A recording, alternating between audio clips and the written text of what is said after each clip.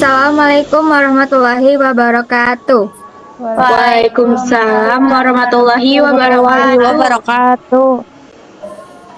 Perkenalkan, kami dari kelas manajemen 641A01 dengan matkul Bank dan Lembaga Keuangan akan mempresentasikan tugas dengan judul Analisis Peran dan Penggunaan e-money dalam Sistem Pembayaran Digital di Indonesia. Perkenalkan, nama saya Risa Liviana Farina, lalu ada Poppy Agis Fizzatullah, Syifa Anissa Zalfa, Safira Novelia, Dila Arliana, dan Cynthia Aprilia Putri.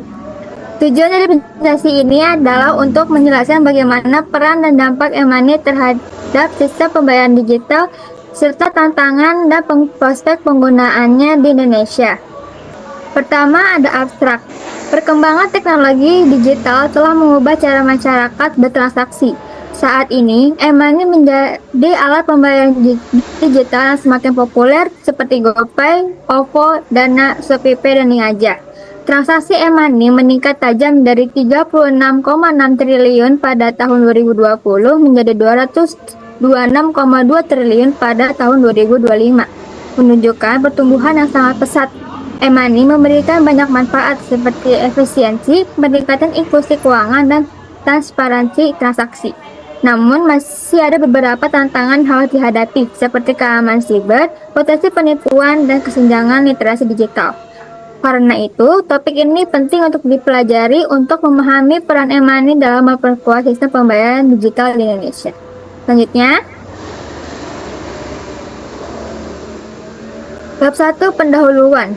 E-money merupakan salah satu inovasi penting dalam sistem pembayaran tanpa uang tunai. Aplikasi populer seperti GoPay, OVO, Dana, ShopeePay, dan Ningaja telah membantu masyarakat melakukan transaksi dengan lebih cepat, mudah, dan aman. Penelitian ini bertujuan untuk menganalisis peran, dampak, tantangan, serta prospek e-money di Indonesia dalam mendukung sistem pembayaran digital yang efisien, aman, dan inklusif. Selanjutnya, e-money sangat relevan dalam transformasi ekonomi digital karena mempermudah transaksi yang cepat, aman, dan efisien tanpa batasan fisik. Dalam masyarakat non-tunai, e-money mendorong inklusi keuangan, transparansi, dan mendukung ekosistem digital yang semakin berkembang. Alasan pemilihan judulnya, pertumbuhan signifikan e-money di Indonesia. Yang kedua, ada peran strategis dalam inklusi keuangan. Dan yang terakhir, ada kebutuhan penelitian akademik mengenai kontribusi dan prospeknya. Topik ini penting dikaji secara ilmiah untuk memahami dampaknya terhadap perilaku ekonomi, regulasi, dan inklusi keuangan.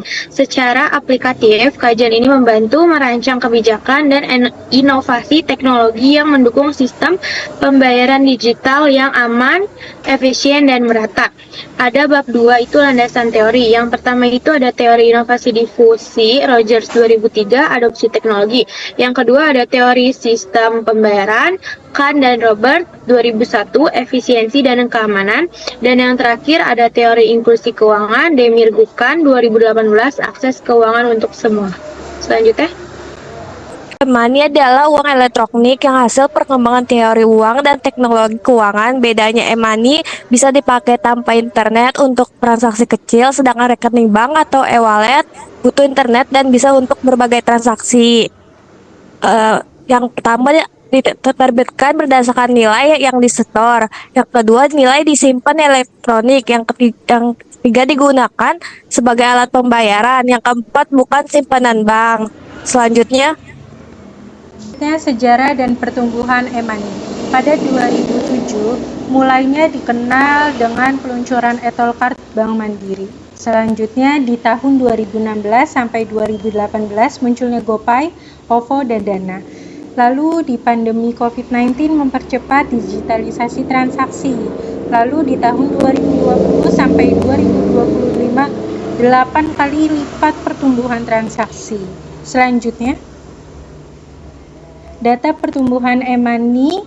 Data transaksi e-money menunjukkan peningkatan signifikan dari tahun ke tahun dengan nilai total transaksi mencapai 310 triliun pada tahun 2025 dibandingkan pada tahun 2020 yaitu 36,3 triliun.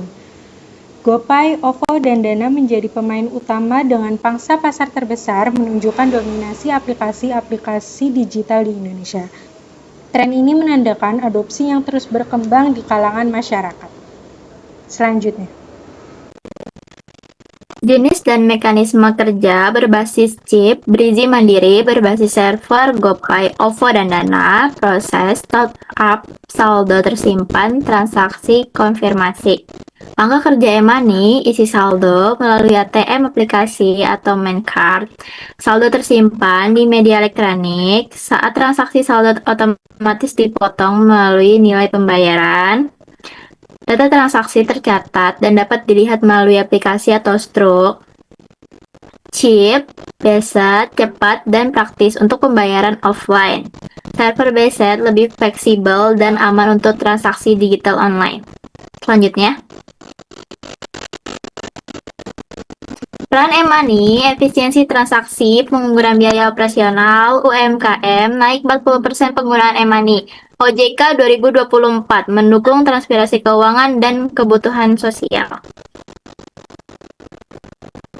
Dampak positif e-money, masyarakat transaksi cepat, aman, dan mendorong inklusi keuangan bagi UMKM, pembayaran mudah dan penjualan meningkat, dan pencatatan lebih rapi.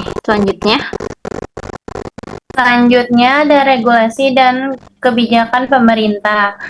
Slide ini menjelaskan bahwa regulasi dan kebijakan pemerintah berperan penting dalam menjaga keamanan transaksi digital dan melindungi konsumen. Yang pertama itu ada PBI No 26 PBI 2018 mengatur standar keamanan dan pelindungan pengguna, sedangkan implementasi QRIS dan National Payment Gateway atau NPG membantu integrasi antar platform agar pembayaran digital di Indonesia menjadi lebih mudah, aman, dan efisien.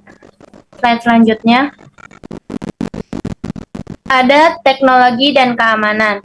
Di poin ini ada pengguna teknologi enkripsi, autentikasi, 2 faktor atau 2FA, biometrik, dan PIN dinamis memastikan keamanan transaksi digital. Yang kedua ada edukasi pengguna, sangat penting untuk mencegah penipuan dan menjaga keamanan akun. Contoh kasusnya itu jika seorang kehilangan ponselnya yang berisi saldo e-money, regulasi mewajibkan penyedia layanan memiliki fitur verifikasi identitas dan pemblokiran akun, sehingga saldo pengguna tetap aman dari penyalahgunaan. Slide selanjutnya. Lalu ada tantangan dan prospek. Yang pertama itu tantangan, iliterasi digital yang masih rendah, risiko penipuan atau fraud, dan kesenjangan infrastruktur di daerah terpencil. Yang kedua ada prospek, pemanfaatan teknologi blockchain dan AI dapat meningkatkan transparansi, efisiensi, dan keamanan transaksi. Slide selanjutnya. Kesimpulan dan saran. Di poin pertama ada e-money merupakan solusi efisien, aman, dan inklusif bagi masyarakat. Yang kedua ada tantangan, ospek keamanan, edukasi pengguna, dan kesenjangan digital.